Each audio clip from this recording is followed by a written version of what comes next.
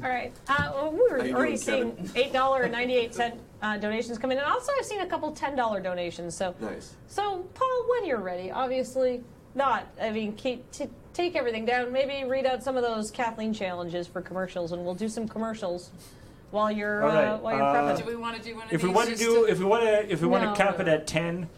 Then you can go ahead and stop. Anytime. Stop submitting those challenges now because we have more than 10.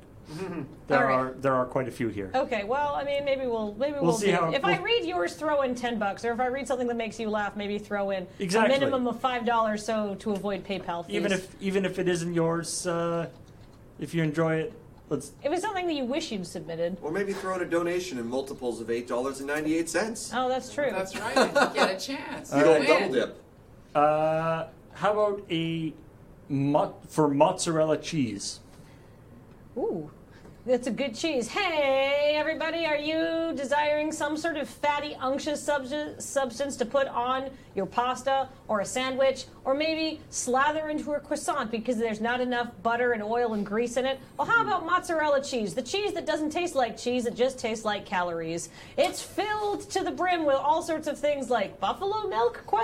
Apparently, traditionally.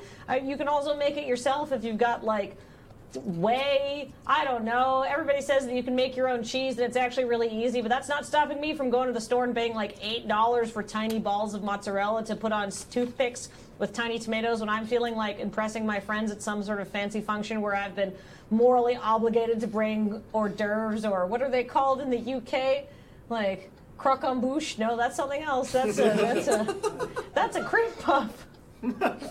I don't know, tapas. Go with tapas. Yeah, if you're tapped out on tapas, why not try mozzarella balls? There you go.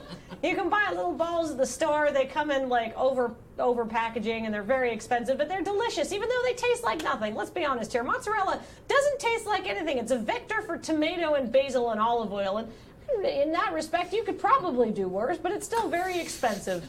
Canapes, that's it. Lunar Eclipse 1, 2, 3. If you need to bring canapes because some aunt has told you that you need to make a good impression on her future son-in-law because that family has money unlike ours, bring some mozzarella balls and some little tiny tomatoes and maybe some sprigs of basil and maybe some of that artisanal pepper you got to pay $9 for at the store. Mozzarella, good enough. Holy moly, wow. Nice. I need to go eat some cheese. I'll be right back. It's not just good, it's good enough. All right. Jessica would like a commercial about nurse practitioners. Hey, everybody, I don't actually want to make fun of the job of a nurse practitioner because they do a really good job. They're kind of a bridge between a doctor and not seeing a doctor and dying of disease. So, here's the deal with a nurse practitioner. They can do most everything a doctor can. They can tell you, boy, you're sick, see a doctor. See a person who's trained as a doctor. I don't know how to make fun of nurse practitioners, so I'm just going to talk about scrubs. Nurse practitioners, you know what they get to wear? Scrubs. Beautiful scrubs, sometimes ugly scrubs. They're always the same shape, but the patterns are very unique. I once thought to myself, if I was a nurse, I'd have scrubs with a little tongue depressors on them. And then I could be like, you know what? It could be worse. One of these could be in your mouth. There you go. I don't have anything bad to say about nurse practitioners. Next prompt, please. All right. That was not my best work. Nerd radio. Nerd radio. There we go. Which I don't know if that is actually the name of this person's radio show, or just the concept of nerd radio.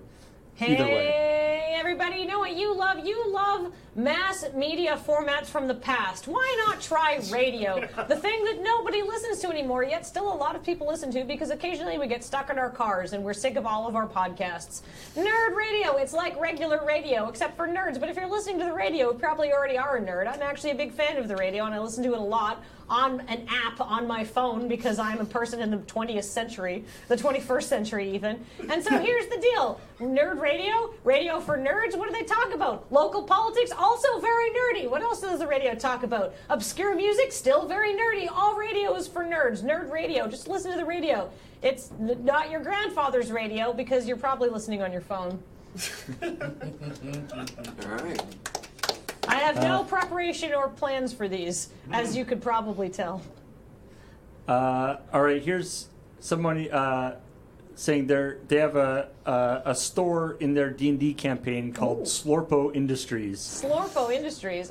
Which sells magic items in a sort of a gachapon style. Oh. All right. Hey, everybody, are you venturing into the deepest bowels of Waterdeep, fighting dragons, going through the sewers, or maybe just dealing with a lot of goblins who want to pee on you and or eat you? Well, then you're going to need some magic items from Slorpo Industries. But who wants choice? Who wants a selection? Who wants to be able to choose an item that's going to work for your character? Not the misanthropes in this campaign. You're going to come on down to Slorpo Industries and you're going to spin that wheel of disappointment. Because it's a gachapon system. You never know what you get, but I guarantee it's not going to work for your rogue. Maybe it's another magical Zulkun for your bard. They've already got 5. Hey. What? No. That's a real instrument. I didn't even make it up for Nettleby. But there you go. Come on down to Slorpo Industries because you know what? It's still a magic item. You could do worse. Nice. Oh wait, Feel I very don't need. attacked right now. I don't Kathleen. need applause. All right. How about for someone wants a commercial to convince people that ballroom dancing is a sport? Oh. Brah. Bro. All right. All right. Are you ready for this? My mind was immediately filled with ideas. Hey, everybody, are you looking for another sport that's beautiful and delightful and probably has rigged judging problems? Well, may I present to you ballroom dancing. It's a lot like figure skating. How is it like figure skating? Well, one is dancing on ice and one is not dancing on ice, so it's probably easier to learn. Ballroom dancing has all the things that you like. Flamenco music, flowy skirts, ruffly blouses, anime adaptions with homoerotic undertones. Ballroom dancing has it all. Just like Yuri on Ice. That's Welcome to the Ballroom, I think is the ballroom dancing one. I haven't seen it. Apparently it's okay. Ballroom dancing. Try it today. Yay. All right.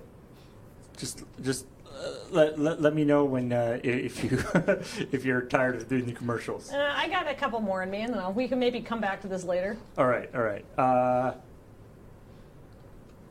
$10 Undertones? Sure. $10 commercial. No spoilers. Somebody put for tiny library. Oh, like one of those ones that you put in a box outside your house?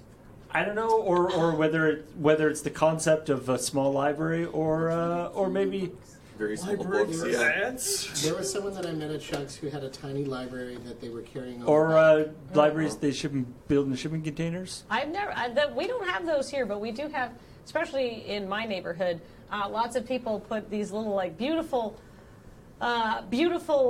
like handmade boxes of like free libraries, and they just have books in them and stuff like that. So yeah, that's my concept of tiny library. Yes, yeah. All right.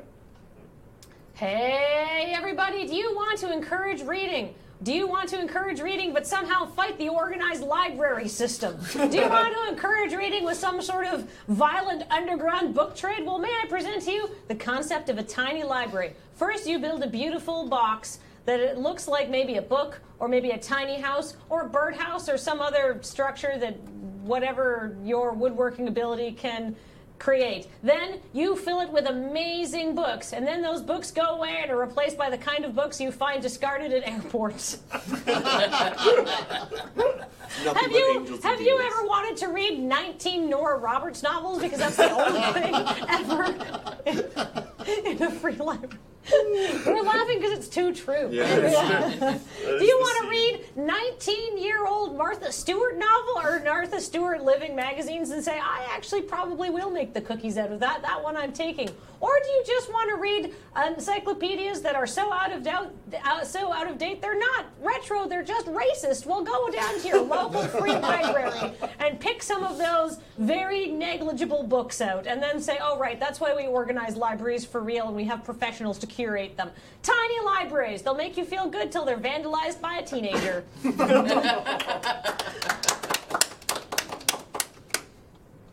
Definitely have seen them like seated where it's just like a bunch of old books by like one author, and that's just Yeah. how the Yeah, library right. started. Yeah, a Stephen King book with the last 3 pages torn out. Like that's a tiny library. Yeah. Do you want jingle music for these? Oh, sure, I could get some jingly music, but you know. Sure, give me a couple more. All right. How about $10 commercial for no donor account. Oh. For, I don't know, to convince people to not have no donor account, or maybe to get a no donor account. I don't know. Whatever you. Hey everybody, have you wanted to piss off Ashley so much she screams? Well, I know that I have, but I lack the conviction and the steely testicles and or ovaries to do so. But that doesn't mean that you, our brave viewers at home, can't incur her terrible, fearsome wrath by deciding to not make a donor account. How do you not make a donor account? It's very simple. You just ignore all the clear and easy instructions that we've given you over the course of this run. Tempt fate to the wind, throw your money into a big electronic pile and just say, I'm gonna make other people deal with it instead. That's right, no donor account. What do you get for not having a donor account? Ire, disrespect, vague annoyance, but also a feeling of freedom, of flaunting laws, decency, requests. Here she comes already. She can hear you thinking about not making a donor account. I really don't recommend it, but if you really, really do feel like taking your life into your hands, try making no donor account, or try not making a donor account, I guess. It's for the adrenaline junkies among you. Yeah. Ashley? Just make a donor account.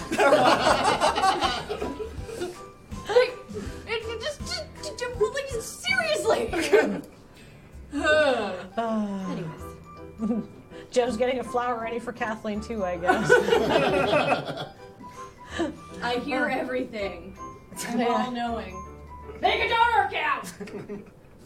Wow. Or don't, I'm not your mom.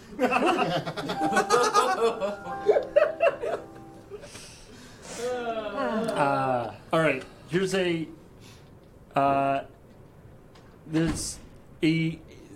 a nuclear scientist would like a wedding proposal as a Kathleen commercial. They Okay. Apparently they were going to ask Kathleen to actually do this to propose to their fiance. Dude, you don't want me to do that. But that is actually already his fiance proposed to him. So there you go. Aw. Okay, so this is just for funsies. This is just for funsies. I wouldn't actually want to sully someone's beautiful life moment by doing it in a commercial.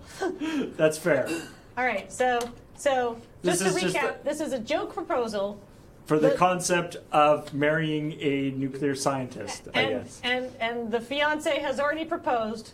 Yes, the proposal has already been proposed. I mean, I don't really know much about nuclear science, but I could do a commercial about so you're getting married, and you have and your families now have opinions. Sounds Maybe good. they Yeah. don't. Nice. All right, can I get my jaunty music back?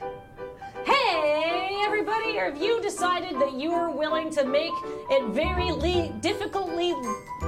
One more time. Hey, everybody, have you decided that your relationship is so strong, what you need to introduce is legal difficulties if you ever split up?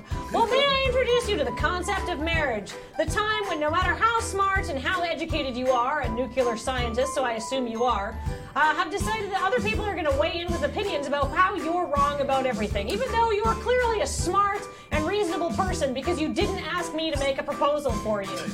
You did it the right way by having an intimate shared moment among two consenting adults. But here's the deal, now that you're getting married, you can choose all sorts of things that don't matter to you, like sock colors and chair covers. Why do you need to cover a chair? You put a butt in it, then you can't see the chair. That's the whole point. Why do they need to sell you at a $3 per chair cover rental? Just say no to that. That's hot, loose garbage. Other things people are going to try to sell you, a mature and reasonable and in love, responsible, educated, smart adult on, they're going to tell you that you need to have giveaway items. You're going to need to give tiny gifts to everybody who comes to your wedding. That's right, tat, for them to take home, even though all they want to do is get into a cab and be lightly drunk and or high on marijuana, depending on where this wedding is going to be held. Don't do that! Make a charitable donation in their name. Stop putting garbage into the environment. Stop manufacturing plastic so people can have a keepsake that they look at and say, oh, how nice, and then put in a garage sale next year because they don't want it.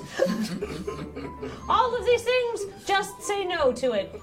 Congratulations on your impending nuptials. I love how the commercials slowly delve into real talk with Kathleen. Yeah.